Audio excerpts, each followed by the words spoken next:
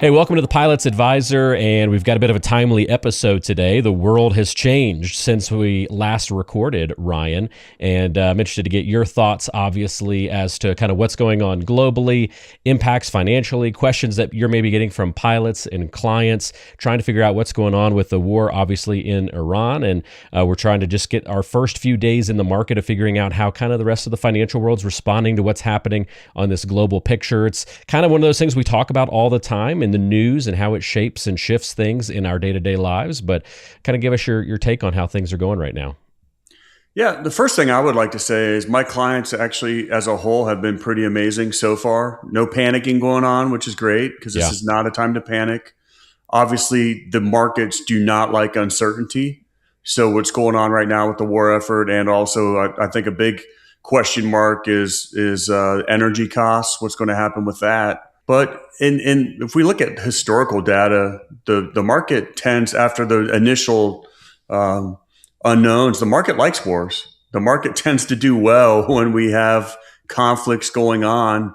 It does create opportunities. There's definitely winners and losers, like anything else. But isn't it amazing how one thing happens and now we're not talking about AI anymore? We're not talking about how that's going to shake up the market. Yeah, it's like we only have enough focus for one or two major news stories at a time, and other things fall by the wayside, right? Yeah, this is not important anymore. Now, I do think that the market is totally unpredictable, and those that tend to get out of the market or predict what's going to happen in the market and go sit on the sidelines, the data suggests that's where they're going to hurt themselves, because not only are they going to maybe go there at the wrong time, but then you end up sitting out when the market has a correction, and when it does have a correction coming back, it happens really, really fast, and the tendency is to miss it.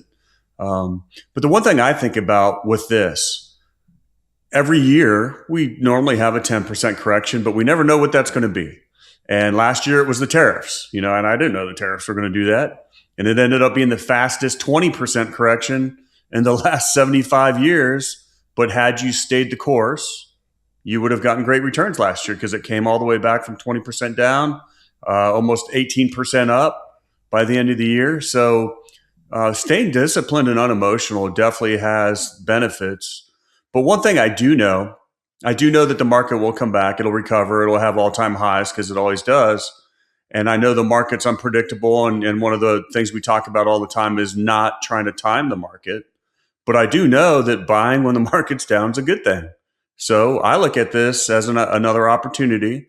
If you have some cash sitting on the sidelines, we're getting a pretty good pullback today. This is Tuesday. And after the embassy in Saudi Arabia has hit, the market's moving a little bit more today than it did yesterday. Monday, it was like, okay, I see we got this conflict going on in Iran, but it wasn't too bad. As a matter of fact, it came back and was almost even for a while. The NASDAQ was even positive, but we're definitely getting a sell-off today. So anyway, that was my long diatribe of what I see going on, what opportunities are. What do you think, Walter? Well, it seems to me if somebody's feeling that fear, feeling that trepidation as we go through this war and learn new things each and every day, what I'm hearing you say is if anybody's feeling that itch to sell or to try and time the market, those are the red flags and a sign to take a step back and let's reevaluate how our emotions are impacting our decision making. 100%. And I love behavioral finance because it's one of the biggest things with investing, and you are your worst enemy. That human emotion right now is telling you, I have to do something. This doesn't feel good. I see the market selling off 2%. I see my account balance going down, and it makes you feel like you have to do something right now. And that short-term emotional decision is the exact wrong thing to do. So I know you feel it. I don't like that the market's going down, but guess what? Right now, you just need to take a deep breath, relax. If you're not retiring for a while, this is amazing. Buy some more stuff while it's lower. Play the long-term game. But there's so many studies about how people are too emotionally attached to their money to make prudent financial decisions, and then they make the exact wrong decision at the exact wrong time.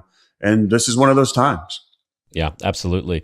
From a non-financial planning standpoint, Ryan, I know obviously your experience in the Air Force and being a pilot, and you know so many people, not only in the Air Force, but other branches of the military. And, we've got a lot of folks deployed right now and in active engagement. And this is kind of a territory that, we enter into every couple of years, but this one certainly feels very big, the biggest one maybe in a while. So I'm sure you've got kind of from a non-financial standpoint, a lot of people on your heart and your mind today.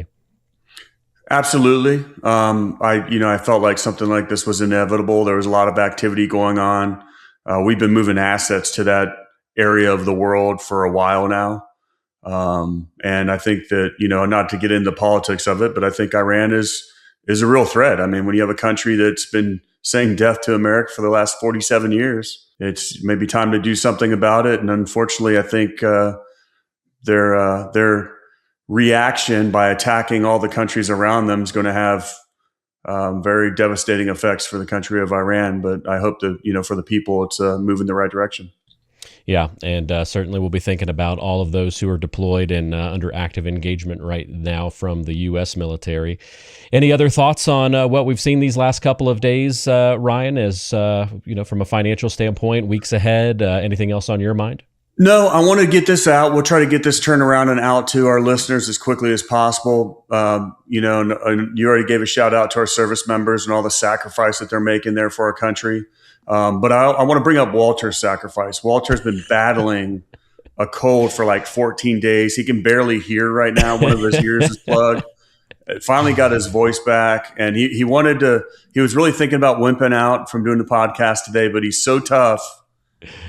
The level of sacrifice, Walter showed up today to get this message out to you guys. So I want everybody to make sure they pray for Walter, give a little shout out to Walter for his sacrifice, so we can get this short video out to you guys. Please don't panic.